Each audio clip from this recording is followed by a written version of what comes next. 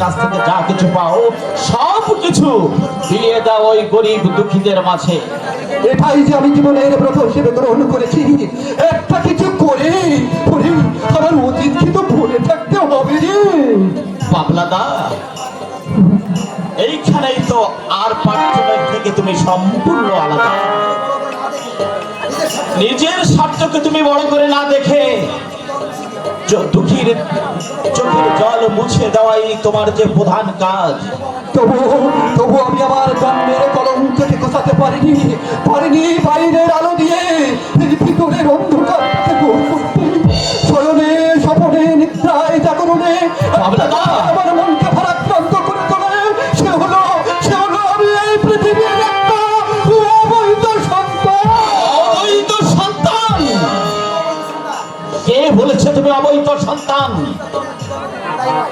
মানুষ তার জন্মের জন্য দায়ী নয় বাবলাদা। তাহলে তোমার মতো যদি বাংলাদেশের সমস্ত মানুষ কয়েকটা মানুষ থাকতো তাহলে এই দেশটা একদিন স্বর্গে পরিণত হতো। না ওরে আমার মতো অথবক্ষ নিয়ে কারো জন্য জন্মাতে না হয়, মাথায় কলঙ্কের বোঝা নিয়ে কারো জন্য বড় হতে না হয়। ওরে এটি কথা তুমি ভীষণ চালা, আমি তোকে বুঝাতে পারবো না রে। বাবলাদা, এই যে হতভাগার জন্ম পরিচয় নেই, এই পৃথিবীতে তার কোনো কদর নেই রে। হাওয়ের মতো যেমন একদিন জ্বলে উঠেছি তেমনি হয়তো আবার নিভে যাব। এই পৃথিবী থেকে আমি চলে গেলে এই সমাজ তথা পৃথিবীর কারো কোনো ক্ষতি হবে না রে। কারো কোনো ক্ষতি হবে না, কারো কোনো ক্ষতি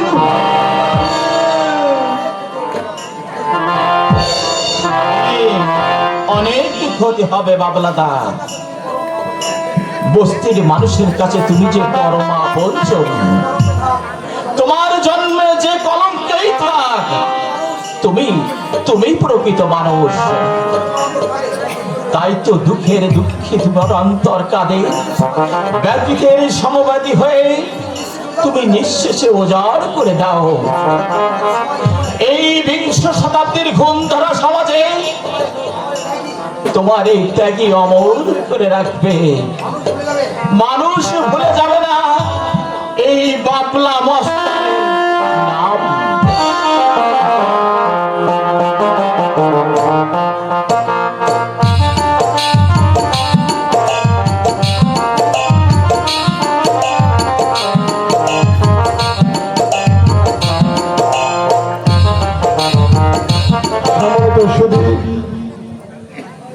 আজকে এই যাত্রায় বাবলা মস্তানের চরিত্রে সন্তুষ্ট হয়ে আমাদের কোড়াকাটা নিবাসী বাবু সুভাষ সরকার, 14 নম্বর মাগুরখালী ইউনিয়ন বিএনপির সিনিয়র সহসভাপতি, আমাদের জন্মাঞ্জয় মামার হাতে 100 টাকা পুরস্কৃত আশীর্বাদ হিসেবে তুলে দিয়েছে।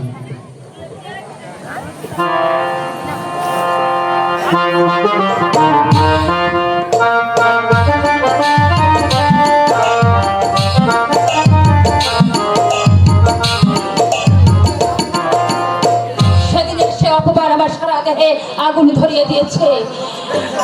সবার আলোককে আমার অন্তরে জ্বলছে যে প্রতিষ্ঠার আগুন, সেই আগুনে ওই আলোককে পুড়িয়ে ছাই করে না পর্যন্ত আমি কিছুতেই শান্তি পাবো না, কিছুতেই। আমার ওই যে রজতটা বলে দিয়েছে। কি হয়েছে ঠাকুরপো? মা কোথায় বৌদি? মা সব সময় শুধু মা মা মা। আমাকে কি কিছু বলতে পারো না ঠাকুরপো? না মানে আমি জানি তুমি আমাকে আসলে পর ভাবো। আমি কিন্তু তোমাকে একটু পর ভাবি না ঠাকুরপো। তুমি কি বলছো বৌদি? আমি তোমাকে পর ভাবি না তো কি? আমি হয়তো প্রথম একটু আত্মক্লান্ত হয়ে পড়েছিলাম, কিন্তু শুধু দিন রাত শুধু মা মা। কেন বৌদিকে একটু ডাকা যায় না বুঝি? আমার বুঝি দুঃখ হয় না? আসলে কথা কি জানো বৌদি? আমি সবই জানি।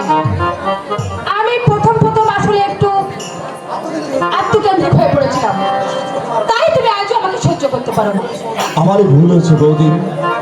তোমার যে এতখানি পরিবর্তন হবে আমি ভাবতেই পারিনি বৌদি। ঠাকুরপো, হ্যাঁ বল। তুমি তুমি নাকি ওই হরিমুদির দোকানে খাতা লেখার কাজ নিয়েছো? হ্যাঁ বৌদি, কিছু তো একটা করতে হবে। না। তাছাড়া মাসের শেষে দাদা হাতে কিছু টাকা তুলে